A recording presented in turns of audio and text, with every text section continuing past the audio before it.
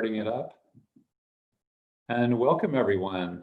Welcome to our third in the series of the Mindful Communication Superpowers for helping professionals. And if you're looking to settle more deeply into the connection with your clients, then this is the place to be. I'm Greg Heffron, and I've been teaching others how to use mindful communication to achieve this for 11 years now, and teaching Buddhism, mindfulness, and meditation for years before that. So in this third video, we're focusing on how we lose track of that natural, mindful state of communication that we talked about in the past two videos, and how you and your clients can get back to that. I think you're going to appreciate it. So thank you for all the comments. The response has been really amazing. And if you missed the first two videos in the series, I highly recommend you stop now and actually go back and watch them in order.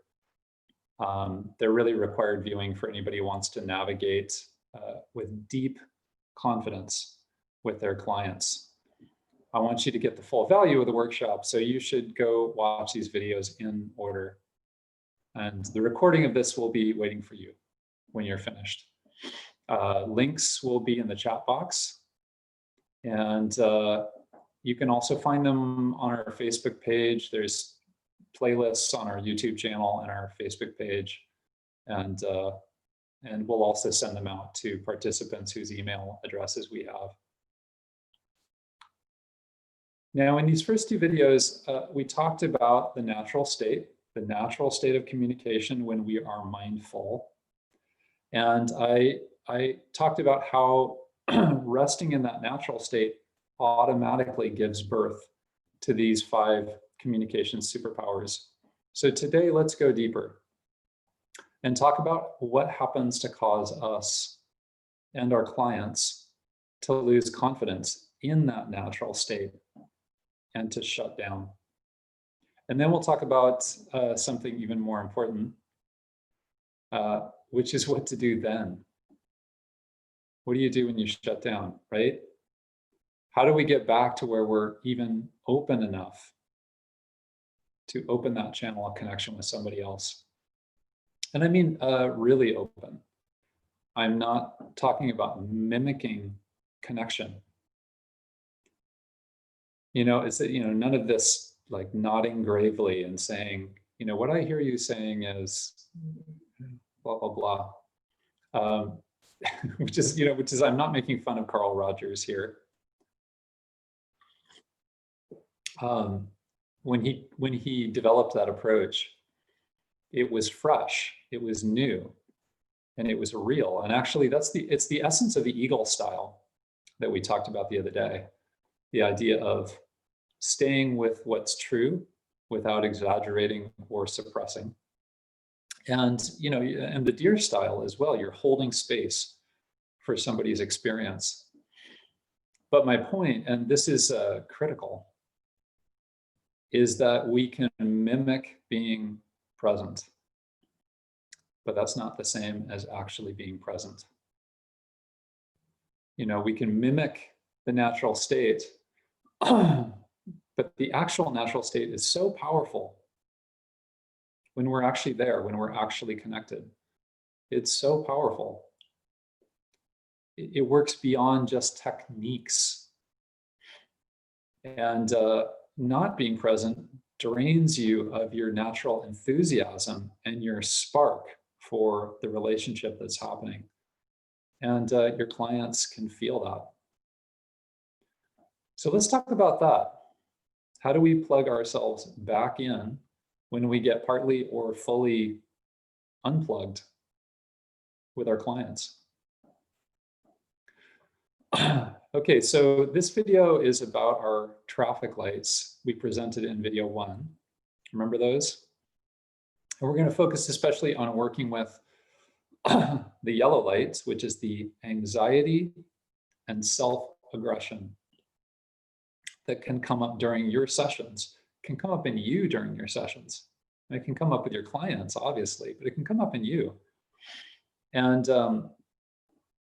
this is that fearful moment when we turn on ourselves and we say, there's something fundamental, we imagine there is something fundamentally wrong with me.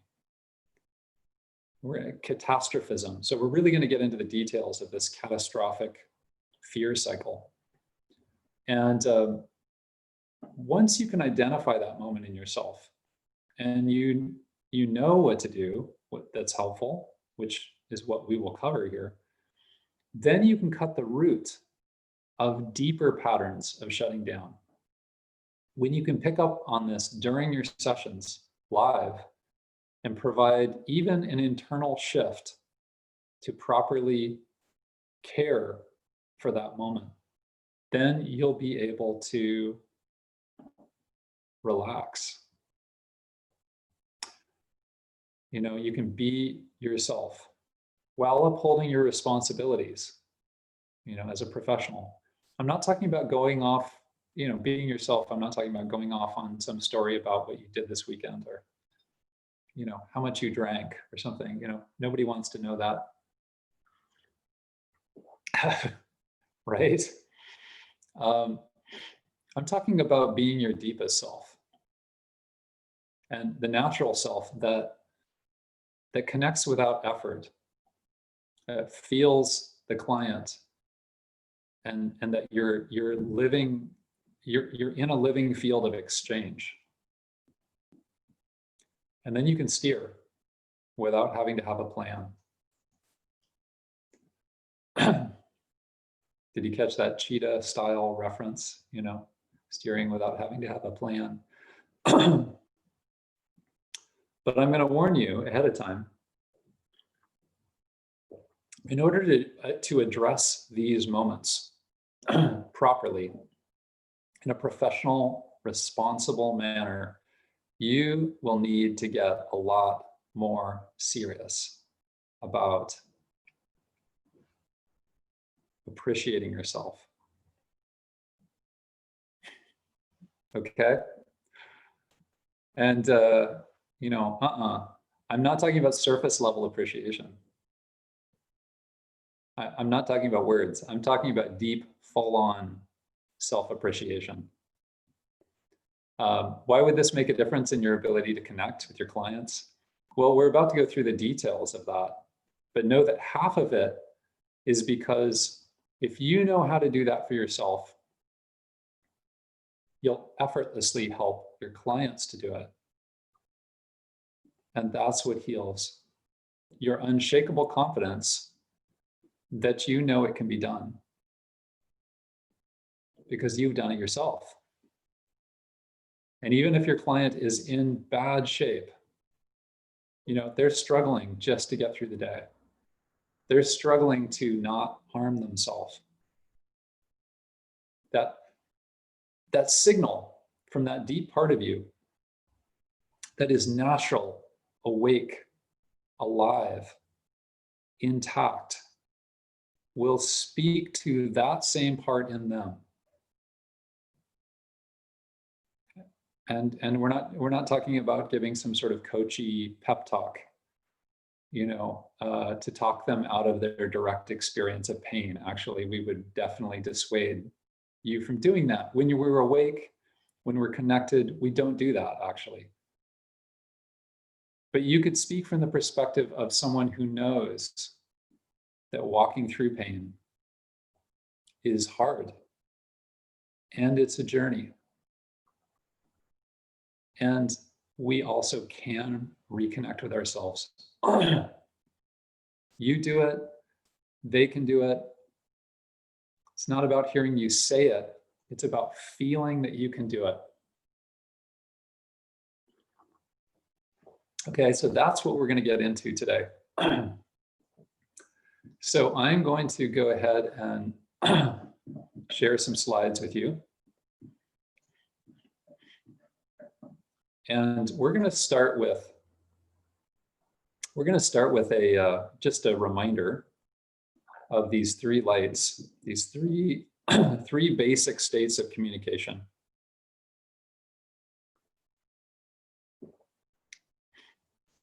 So let's actually start at the bottom. So the green light is mindful.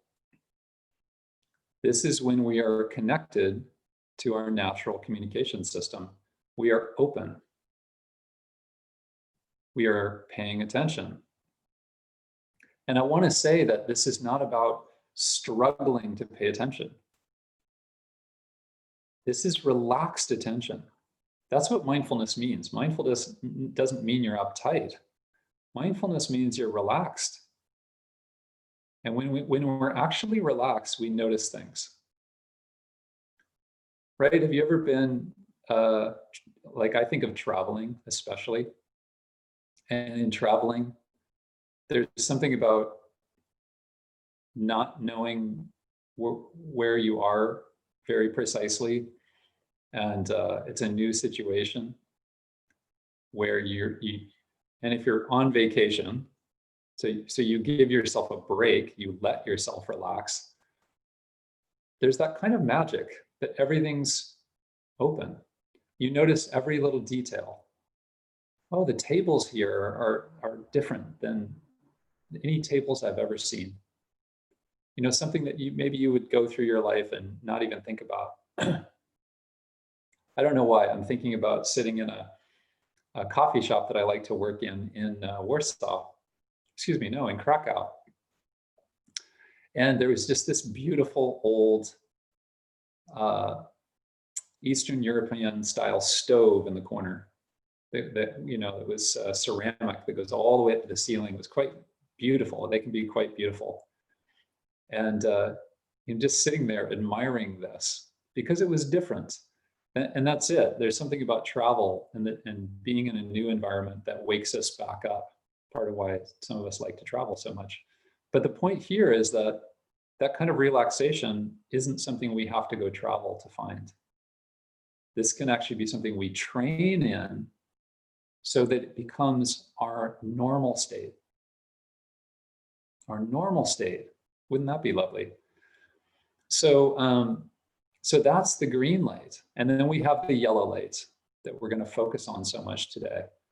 So again, this is confusion, anxiety, and paired with this self-attack. We're going to say so much more about this. And then the red light. And the red light then is when we fully shut down. And I say distracted. And I think this is really important. Shut down is a state of distractedness that we're actually, as we pull out the plugs on our mindfulness, we don't go anywhere else. We're still right there in the same room. And the funny thing is our body is still there, our heart is still there, our mind is still there. We're just boycotting one part of that system or several parts. So we're boycotting our direct experience. We're saying, nah, no, thank you. I don't need that. So that's what being shut down is. And that's what mindlessness is. It's actually kind of tunnel vision. So again, I could go into my intellect and be have tunnel vision with my intellect. And, my intellect could be right on. Maybe I'm doing, let's just make this clear, maybe I'm doing really complicated math or something, and I am good at it. I mean, I can do all the parts of it, but my heart is shut down. So I'm missing all sorts of cues in the room about what's going on between people, or I'm missing cues about what's going on with me. Maybe I'm actually in a dead-end situation that I need to get out of, but I can't even feel that. I can't even feel the sadness. I can't even feel how demoralized I am. I need to get a different job. Why am I even doing this? This isn't working. And,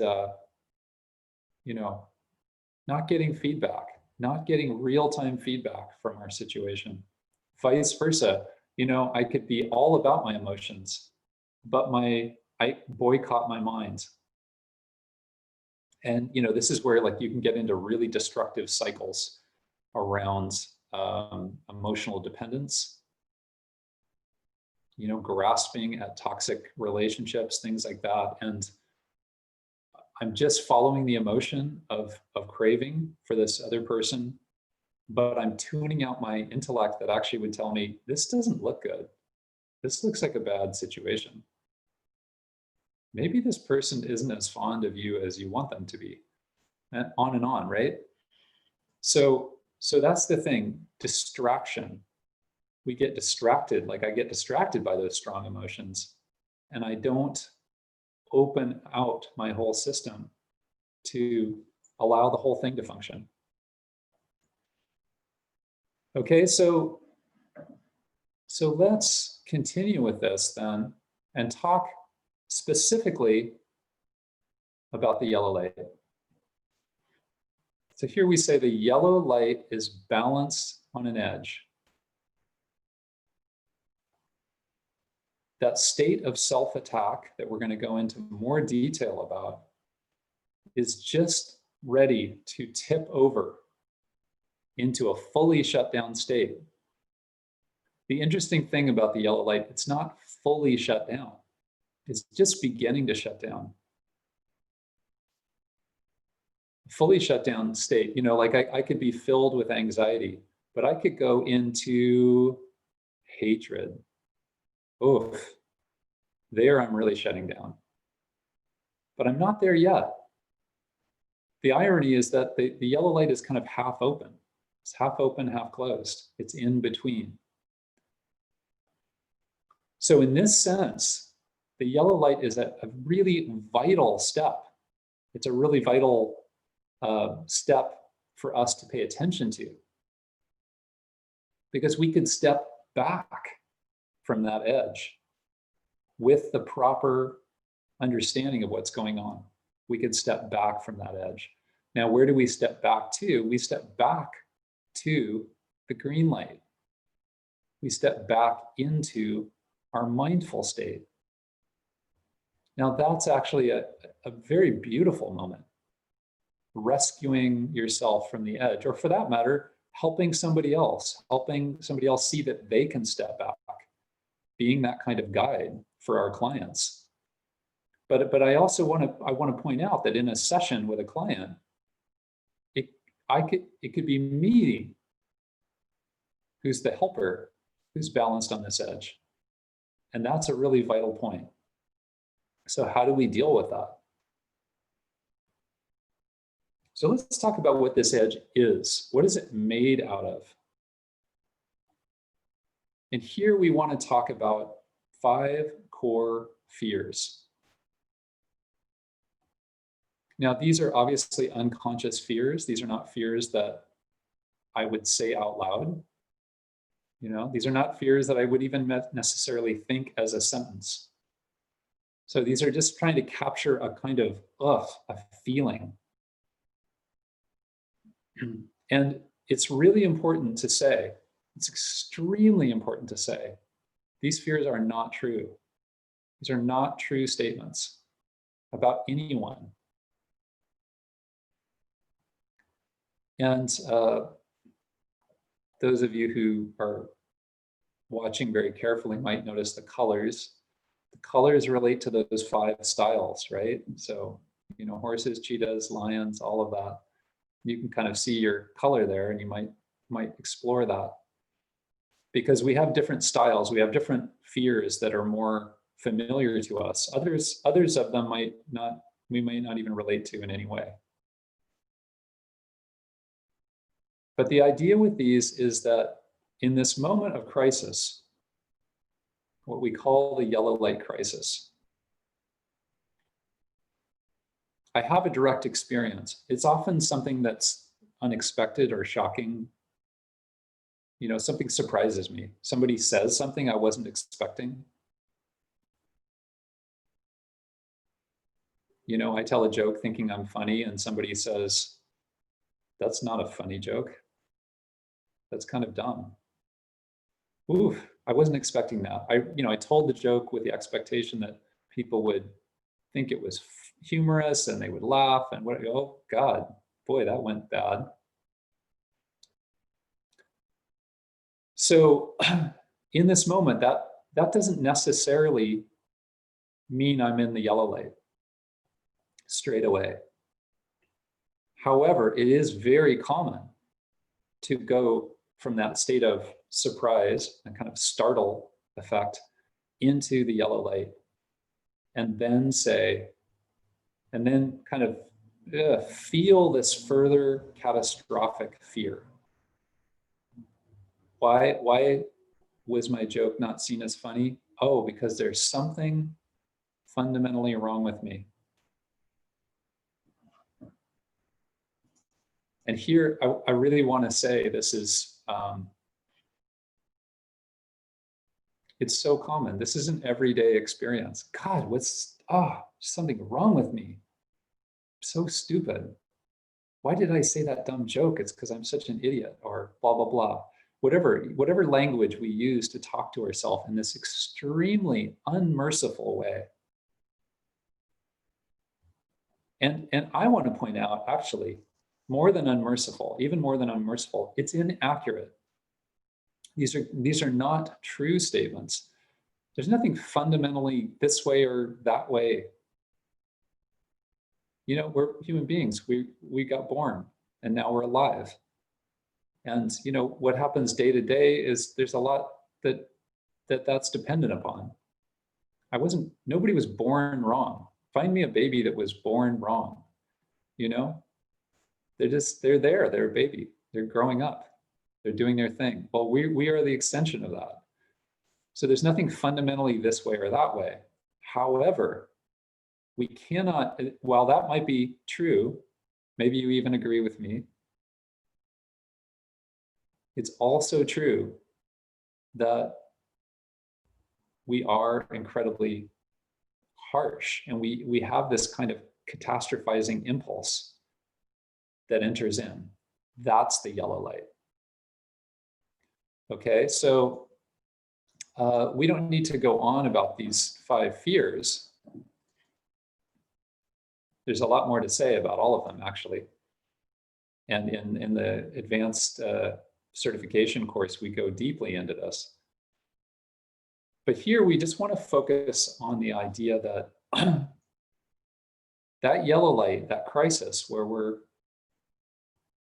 we're so balanced, we could go either direction, that if we don't care for that properly, that's when we freeze and we shut down into these deeper patterns. So hatred, I mentioned hatred, right? So that's just kind of one flavor. It could be desperate craving, kind of addictive, desperate craving. And these are distractions. These take us out of our mindfulness because they're such cycles of drama, essentially. We're creating, when you think about it, we're creating these powerful vortex tornadoes of drama to pull ourselves away from our mindful state. It's really something to think about. So, how do we work on this? Because we don't want that. Oh yeah, so other red light cycles are other red light patterns. Let's just list them out here. Arrogance. You know, I could go into a cycle about how I'm the best thing that's ever been, the greatest, the absolute greatest. Maybe you're thinking of individuals who fill that pattern. You know, no one's ever understood this better than I've understood this. On and on, right? We could go into a kind of ruthless approach. How do I get what you have that I want? You know, you have control over this thing. I want that control. You know, you have control of the conversation. I want to pull that away from you. Whatever it is. And also, we want to talk about tuning out, going gray. We looked at the picture of the gray rocks the other day, right? That's another pattern. Just being completely tuned out, and I just don't care. I just, why are these people talking? Why is this person telling me their problems? Ugh. How do I get out of this room and avoid them? How do I avoid things that I just am not interested in? And I'm honestly not interested in much. That sense of shutting down. So you can see that there's these different styles. It's not all the same. It's not always about conflict. But we want to really look at how this functions.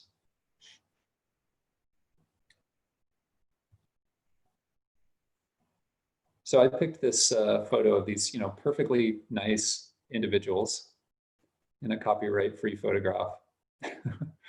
And so I'm just going to use them, these poor folks.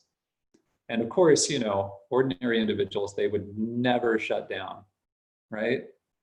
Of course, none of us ever shut down, really. Most of us don't. It's only those naughty people who shut down.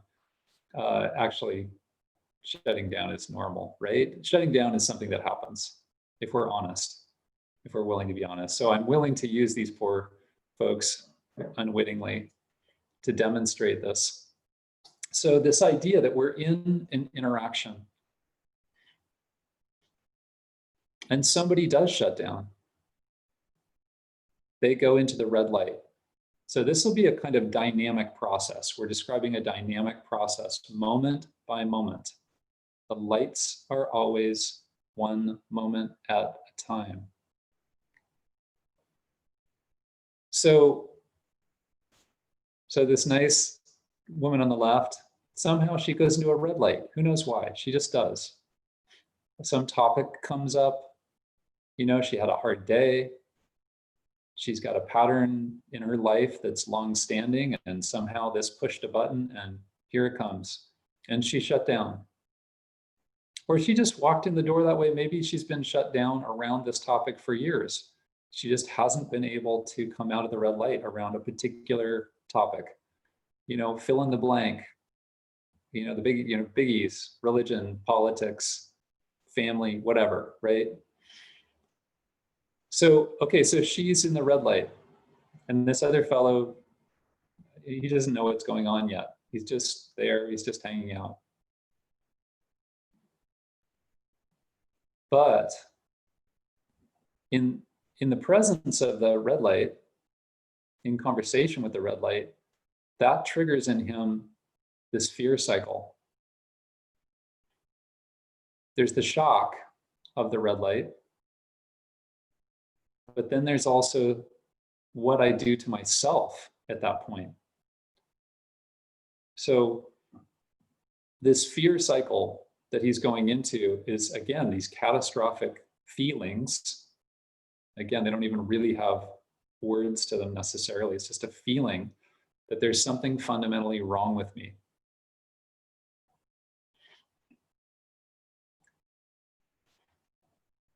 Now, what do we do with that feeling? Think of that feeling.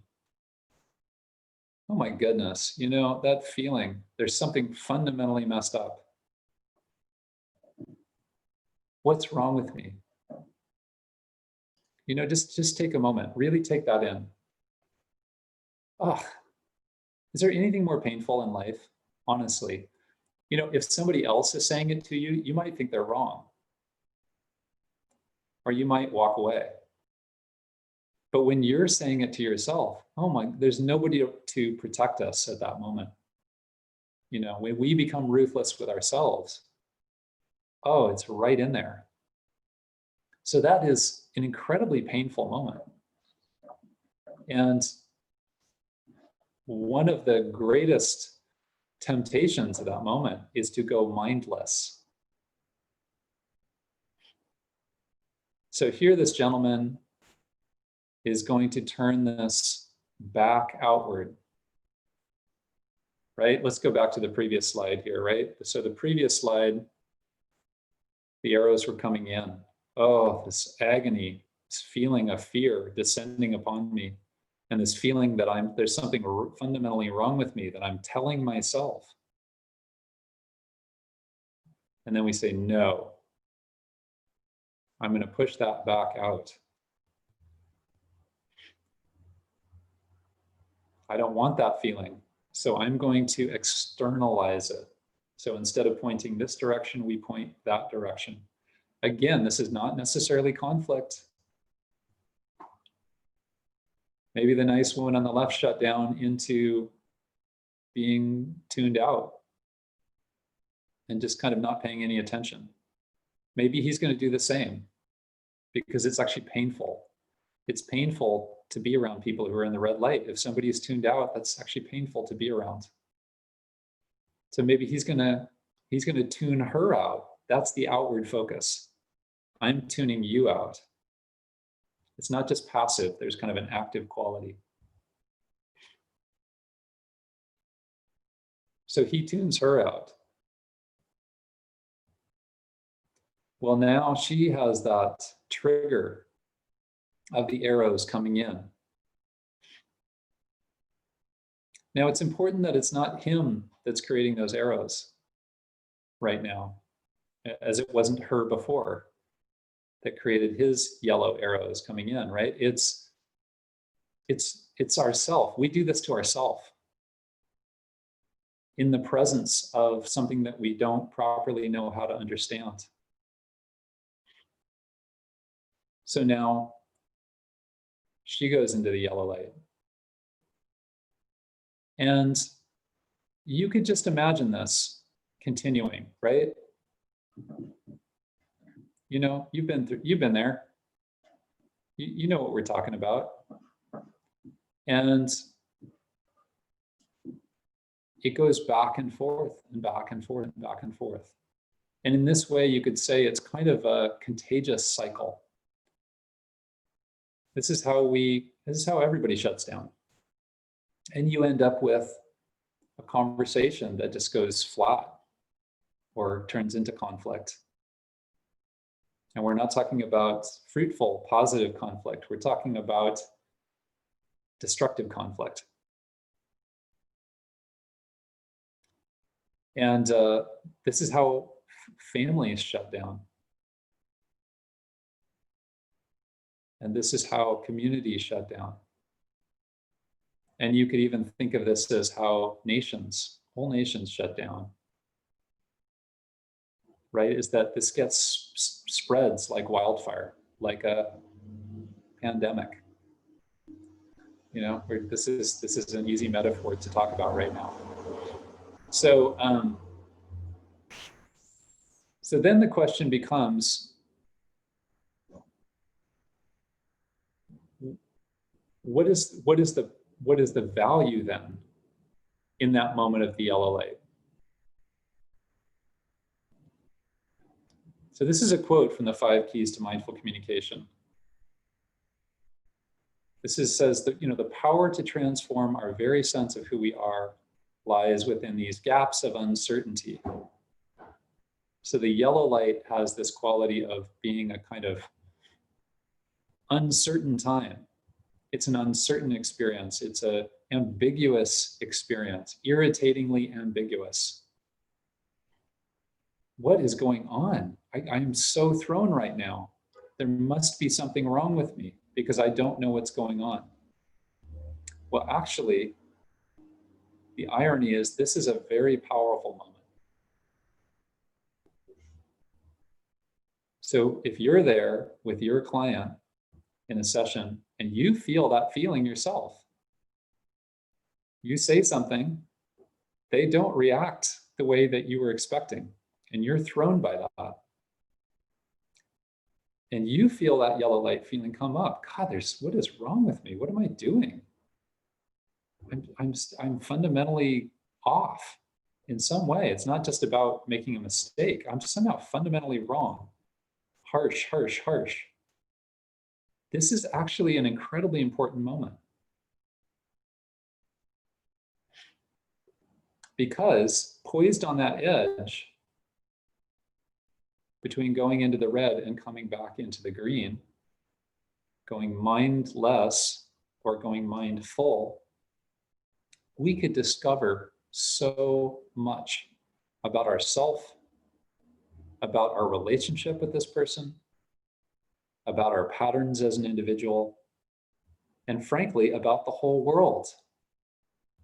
By understanding this very process, we could understand how situations melt down or how they, heal.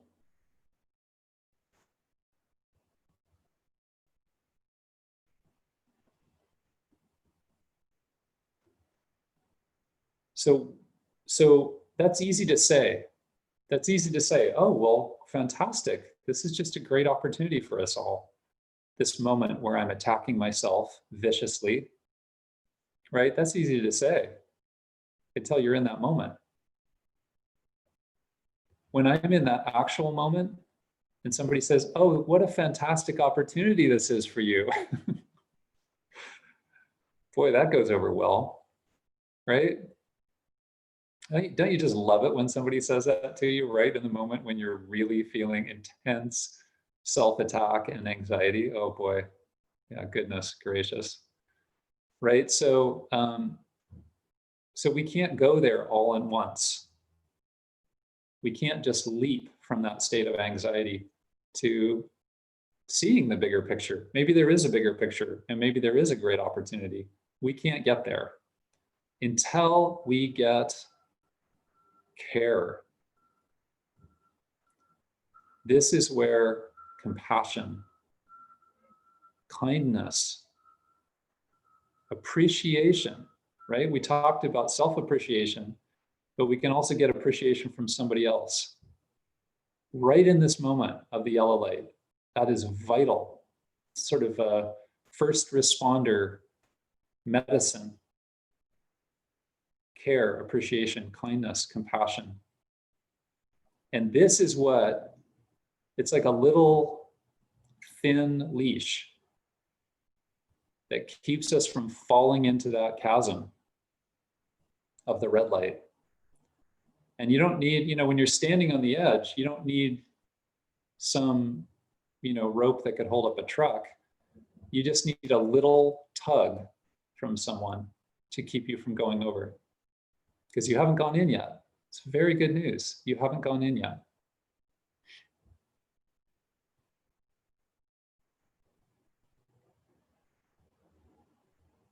So imagine this dialogue in a completely different way. Imagine now that our nice woman on the left comes in the yellow light.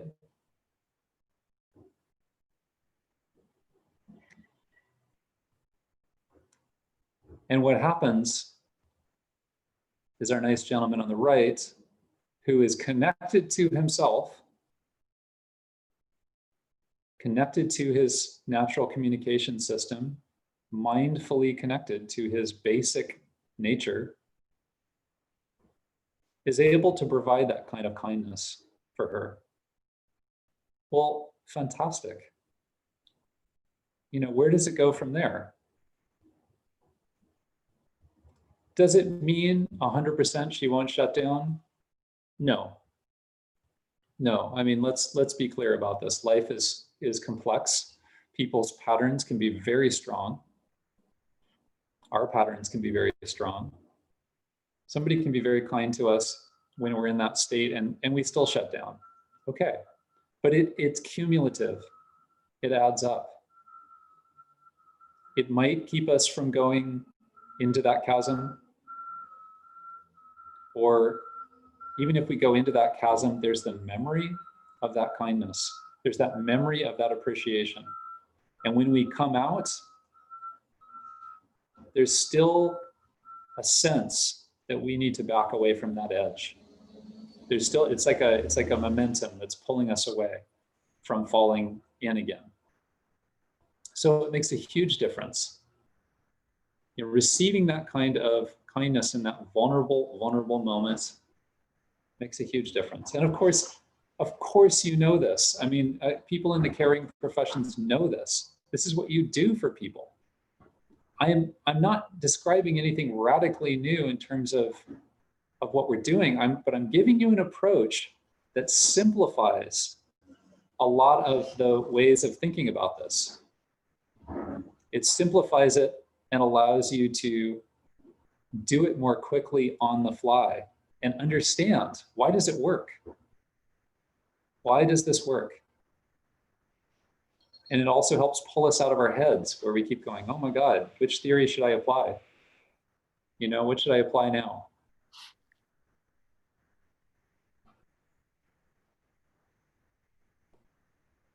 So let's talk about another principle here. This is the final thing we're going to cover today. Sorry for the garbage cans in the background. Nothing I could do about that. Garbage trucks moving through today. So let's talk about a green zone. Now, a green zone is the principle that we apply to care for the yellow light. What does the yellow light need? It needs that kindness. It needs that care. And so this is a picture of a very beautiful Japanese garden that is in Portland, Oregon, on the west coast of the United States. And a Japanese garden is a really great metaphor. A Japanese garden it's very beautiful on the one hand. It's designed to be beautiful. It's designed to allow you to appreciate that beauty. What does appreciating beauty do? It's very soothing. It's very soothing, right? You know, just an ordinary beauty. You walk out of a door and you go, oh my goodness, look at that sunset. So it's so beautiful. And even if you're having a hard day, there's a little sense of returning to the present moment, returning to your mindfulness. You're looking, you're seeing, you're appreciating. So a Japanese garden evokes that. But I want to note that it's also not a wild field. You know, it's not a field between lots in the city where things are just growing wherever. It's actually been very carefully manicured, so to speak, so that we have this appreciation of beauty. And so it's kind of soothing and it's a little bit predictable. It's a mix of kind of naturalness and almost like artistic flair. And that's really important for the yellow light. Because when we're in that state with the yellow light, when we're just right on our edge, when we are so at our limit, we feel so overwhelmed, we need something soothing and a little bit predictable. And we need it to suit our personality. So now I want to say that a Japanese garden literally might be not as interesting to you in that moment. Some people would actually like the field between the lots in the city. Okay, fine, that's okay. We don't actually have any opinions around that. But the point is that whatever this is for your client, whatever this is for you, seek it out. Something that is soothing in that moment, seek it out. Something that is soothing, something that provides a little bit of protection. Japanese gardens often have a wall around them. You know, you can't just blunder in. You know, somebody's not going to come whipping by on their mountain bike through the Japanese garden. It's protected a little bit. So something that gives you a sense of protection and naturally opens you up again. So important. So important. We're not in the yellow light continuously. These lights they're like little flashing flickers, moment by moment. So it might be yellow, yellow, yellow, yellow, yellow, green, yellow, yellow, yellow, yellow, green, yellow, green, yellow, yellow, yellow, yellow. And those green moments are incredibly important. And a green zone is trying to draw you naturally in that direction.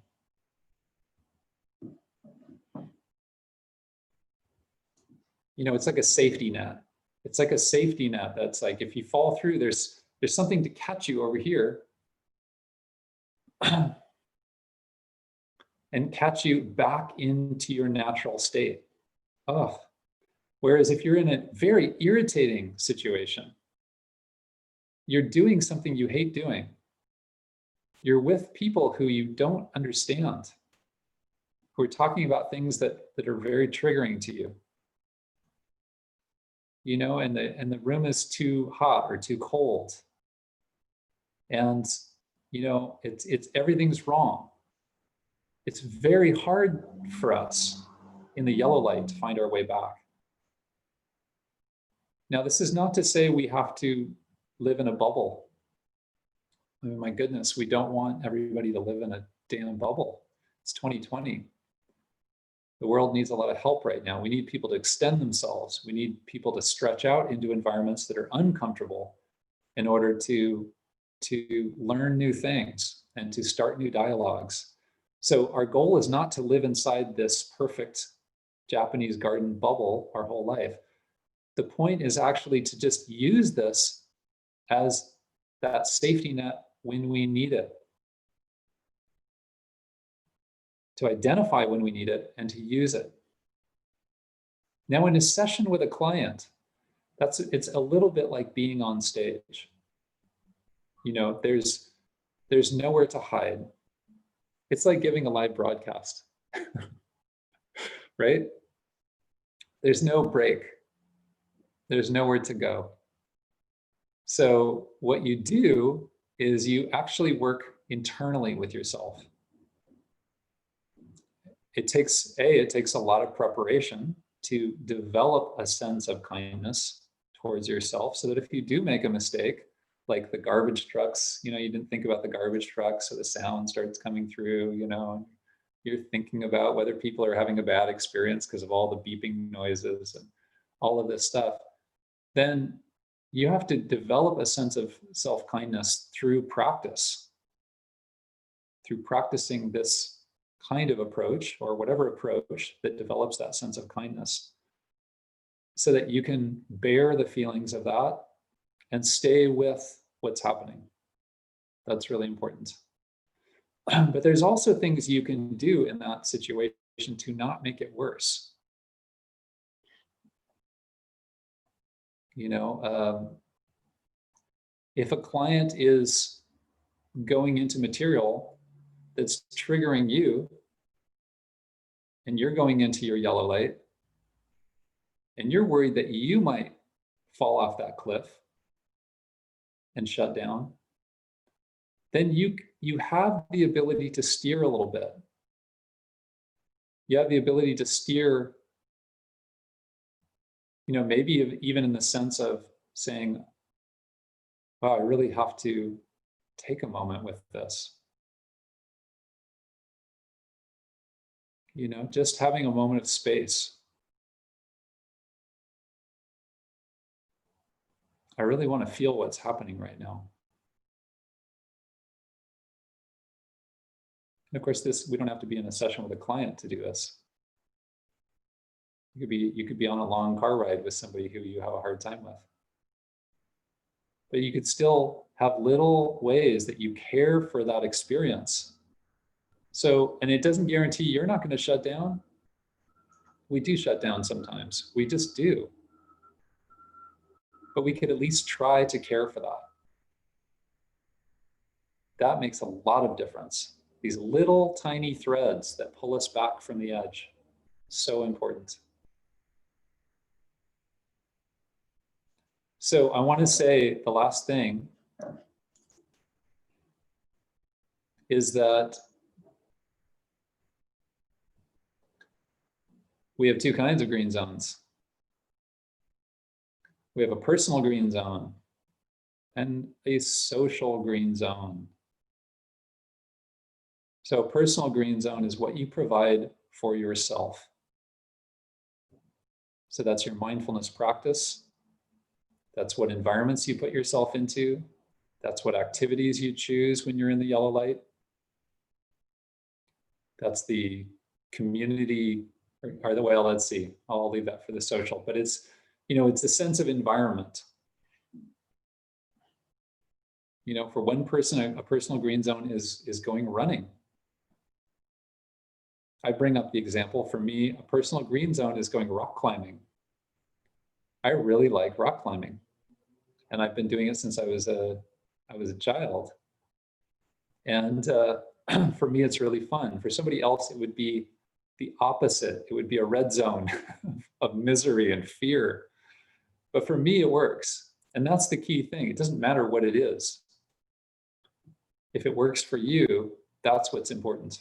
Or if it works for your client, that's what's important. And these are wholesome things. This is not, snorting cocaine or something, right? These are like things that are actually allow you to become present, not something that bypasses parts of your system so you're not present and feel elated. So the social green zone. Social green zone is what we provide for each other. So really, this is how we work with each other. This is absolutely what your session with your clients is. It's a social green zone. It's where somebody can come in the yellow light. And you can help them step back from that edge. You can do that. You're their friend there in the green zone of your session. You can just see these little threads and you can just give them a little pull. Like that lion style we talked about last time of encouragement, going for the gold, seeing the goodness in them, seeing the mindfulness in them, and encouraging that. Being able to wait through the ups and downs of the relationship so that they have a sense of that the connection there is strong. It doesn't have to just be limited to a narrow band. It can actually travel through a lot of range, the horse style. All of these things, all of these ways that we pull people back from the edge. And how we pull ourselves back from that edge, for that matter. This is what we can do for each other. This is building that social safety net and allowing people to settle back into who they are so they can be the best of who they are. And even if the best of who they are right at this moment is just not harming themselves for another hour, for another day. Oh, wonderful. It's truly incredible, actually. And I know some of you are working with clients in really tough situations. And, I don't want to minimize that. This is not just about, self-development or something. This is about real suffering and being able to help people take care of themselves, to help cultivate that in them. So please work with that and see what you can do with that. So that's the meat and potatoes of what I'm presenting today. And I want to say that putting this into practice is not just theory. We have to do this to learn it. We have to do it repeatedly for it to begin to leak out into our life. And I want to highlight our participants in our programs and say that for a number of them, this has really been extraordinary, getting to practice, getting to go deep with this. I'll never forget actually a 5-day program with in Holland, and one mindfulness trainer said, we went around the circle at the end. People could offer whatever they wanted, and they liked it, they didn't like it, whatever. And she said, I feel like a curse has been lifted from my life. And I really felt that. There's some sense, and this is a highly trained individual. This is a highly trained professional mindfulness trainer. This is not just somebody who's never thought about these things. This is somebody who's actually really been looking deeply at life for a while, but there is something extra here. Another graduate of our advanced certification said, I learned more in the advanced certification course than I did in my master's program in counseling. A 2 years master's program in counseling. And she said, and that cost me $100,000. And again, this is somebody who's actually been a meditator for a long time, who's been psychologically focused as a professional, has all the training, but there's something different. There's something further here. And I'd like to bring in a few more voices from past participants. So, so let's hear from Marianne Osebard,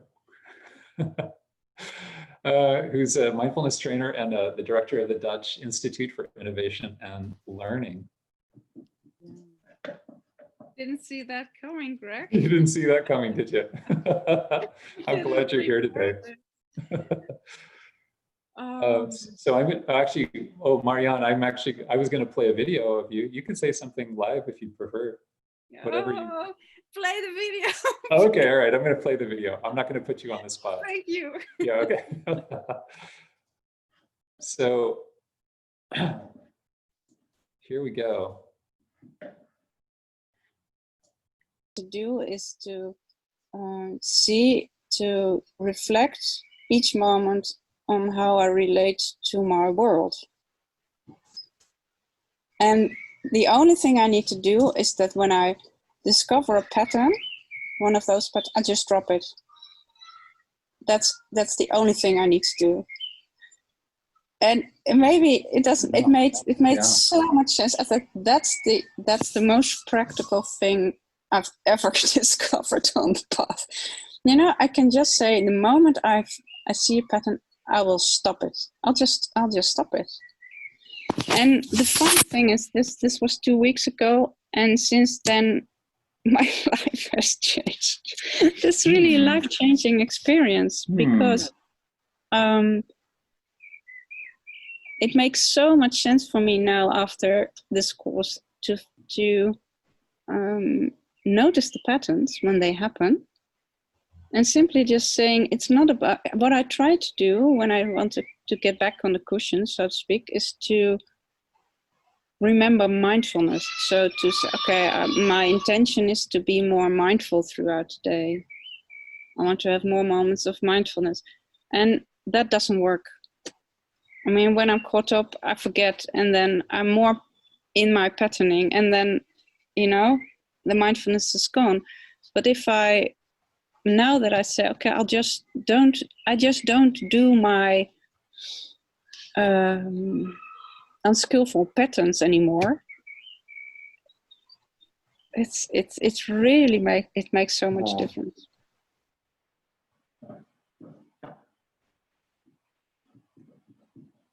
Do you have anything you want to add, Marianne, or are we good? No, we're good. It was a bit difficult to understand because there was a bit of an internet connection thingy, but well, I hope it got through. Yeah. No, well, thank you for sharing that. And I want to say there too that, you know, I think the good news of this goes back to that idea of connecting with our natural state and untraining. That we actually untrain instead of having to do something complicated. We learn how to not do these unskillful things that actually are quite complicated. It's quite complicated to be unskillful. It takes up a lot of time and energy. So next, what I'd like to do actually is to hear from Alejandra Navarrete, who's a psychologist with a master's in human resources and organizational development. So I asked her, was there anything new in this training? Oops, did I share my screen? I need to do that again. There we go.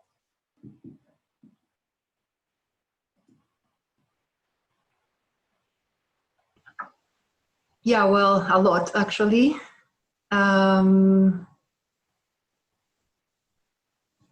But mainly I would say that it was learning how to realize when I am not connected to myself and what are the consequences of that, and how to come back to myself and connect with my body, heart, and mind as synchronized, and what happens and which are the outcomes in my life when I am working from that connection. That's a huge thing, actually. Yeah. And when I am not connected, because sometimes I get triggered with fear or risks that I am sensing in the environment, I used to disconnect and just go to my head and disconnect from my body, from what I am feeling, and work from my head. And then connecting again with myself, when I am able to do it, I can allow to relax and to connect with the environment and with what it is going on, and then have an answer that comes, I don't know, maybe from my innate intelligence or wisdom. Yeah.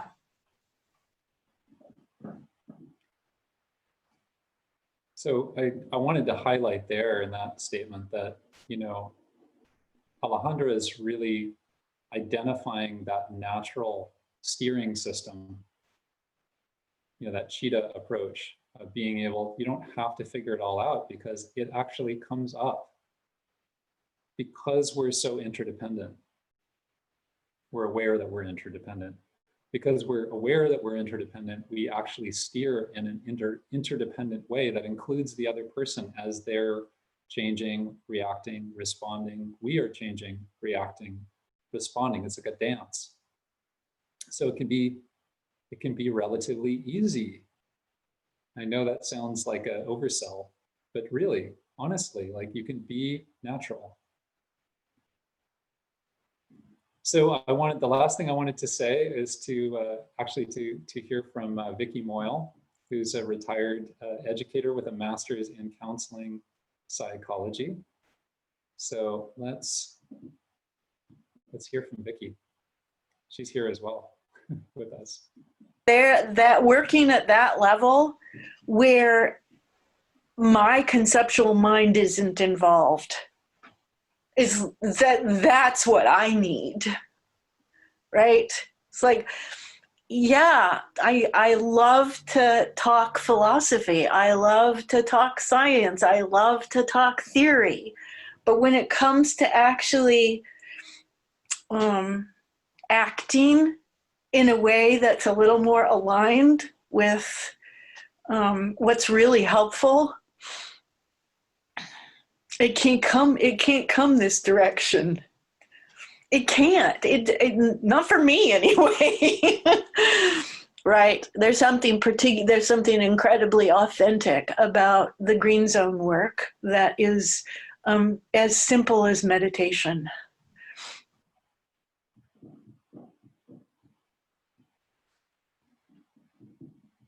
Yeah, I personally really appreciate that statement, that going beyond theory, going beyond words, that's our aim. That's what this advanced certification course is about. So that by the end of it, you have a felt sense, like it gets baked into you, as they say in English. So one of the common myths that I think professionals have is that they basically already know this, or that they can just sort of glean it from a talk like this, that while you're having your coffee and you're listening to something in the background. And of course that's helpful, of course that is. But what I want to say is two things. Yes, you already do similar things with your clients, of course, I hope so. But this gives you tools to understand the finer details of that as it plays out in real time. And, like it also points out real problems that never get talked about. Like, for example, using the right technique or the right theoretical approach or whatever when you're in the wrong state. You know, this really happens. This is really it's actually a big issue. I'll never forget actually a connection I had with someone who was very, very skilled in nonviolent communication, you know, which is a really beautiful system, Marshall Rosenberg's system. And so at times they could be incredibly skillful. This person could be incredibly skillful with nonviolent communication. But I do remember some times where this person got very shut down, really went into a red light, and then was, you know, you could really, I think, accurately say misusing nonviolent communication as actually as a way to push somebody away. And, you know, we've all done that. I'm not pointing fingers at this person, but that's the key, right? It's like we talked about with Carl Rogers, you know, saying, wow, what I hear you saying is this, this, and this. That's one thing versus a shutdown state of, well, what I hear you saying is blah, blah, blah, you know, that's different. In one, the connection is open, and the other, it's just rote. You're just repeating a script. So that's part of what we do here is we get beyond the script. And we even get beyond this whole approach. It's not about memorizing all the material and the superpowers and the lights and all of that. Those are just indicators pointing back to your natural state. That's what we want. We want you in your natural state. So the second thing I wanted to say is what Vicky said in the video. It's practice. It's as simple as meditation. It's like meditation in the sense you do it and it has an effect. And we have to practice in a diligent fashion with others, because this is a social system. So you have to have a social way to learn it. And you know, we need to learn this because we need to transform. The world is in too much of a chaotic state right now. We're just done with nice words that don't have an effect. The economies are changing, you know, the pandemic, everything, politics. We actually really need to transform personally and communally. So the well-being of your clients and the well-being of the larger world depends on you being able to do your little part, where we all have our little part in this, about how to reopen these shutdown states. And it's important to say that we might feel like, okay, I'm one little person with my clients. It's not that big a deal, but it's a huge deal. One person who knows how to connect with himself has tremendous positive power. You know, they could start a project that's utterly transformative. They could save one person's life. They could raise a child with a real sense of love and connection. I mean, that's huge. One person who doesn't know how to connect with themselves and shuts down further and further, we all know where that goes. We watch the news, right? It's one person with a gun. How much damage can be done? Fill in the blank. You know, people in positions of power causing trouble. So what you do is really important. And we want you to have as much power and agency and self-connection in that as possible. So it's been so good sharing this approach today, and just seeing the excitement and the comments and the results. And that's why I put together this workshop. You know, like I said, we are true believers, which is why we built a nonprofit around this incredible approach. And, you know, we want community. So that's part of why we want your comments on this video, is we want further community. We've created community. We created an online community, even beyond our course and that community that the course is going to have. So these free videos have made an impact on people based on the feedback we've gotten, and maybe it's even helped you. And you're probably wondering, if I want to deepen into this approach and really apply it with my clients, what's the next step? And I just say, please, come join us in the 8-month advanced certification program. It's going to be an incredible journey. We have weekly 90 minutes live broadcasts, just like this, but we're going to spend a month on each of the 5 superpowers that I went through so fast last time. And we'll be doing meditations, including innovative mind-body explorations with mudra space awareness that I also teach. We're going to be doing 90-minute structured and unstructured small group sessions, which actually is really half the course, is getting into an intimate small group, getting to know each other, and exploring this material in real time with each other, and which is the social green zone part. We have readings. We've got one-on-one interviews with me, and we'll have guest lectures from other green zone teachers. So it's going to be a huge opportunity.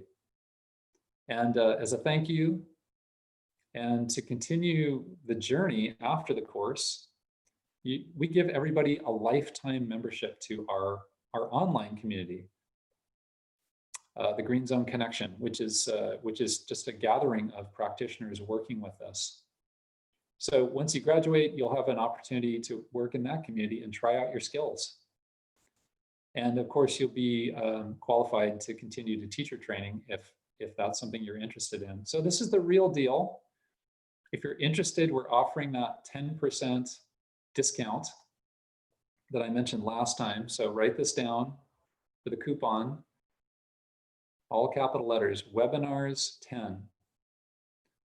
And that would give you a further 10% off in addition to the 25% off if you pay in full at the start. So that's 35% off. And that's more than $600 off the price, the full price of the program. And this is the last year that we're going to offer it at this price. So that goes as low as $1,350 if you get all the discounts. And next year, the price is, the full price is going to be close to $3,000. So this is a real opportunity now. Please take it seriously. And if you're serious, or even if you're half serious, I'd like to talk to you.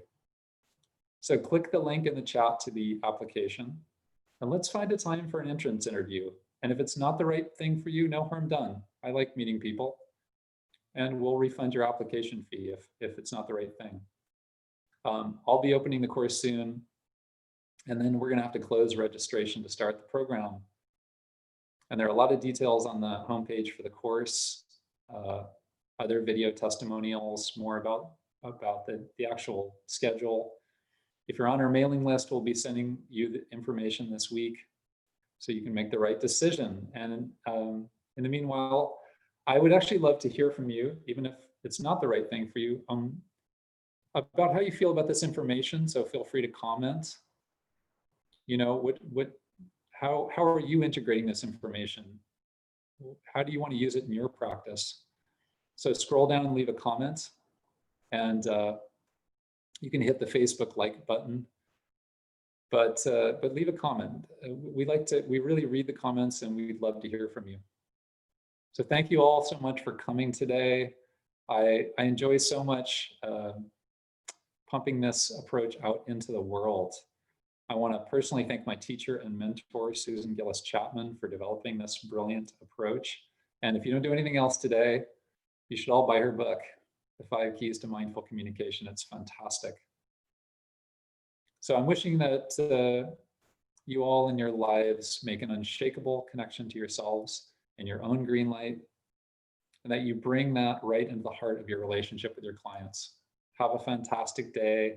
Take good care of your yellow light, and appreciate yourself. The world needs you.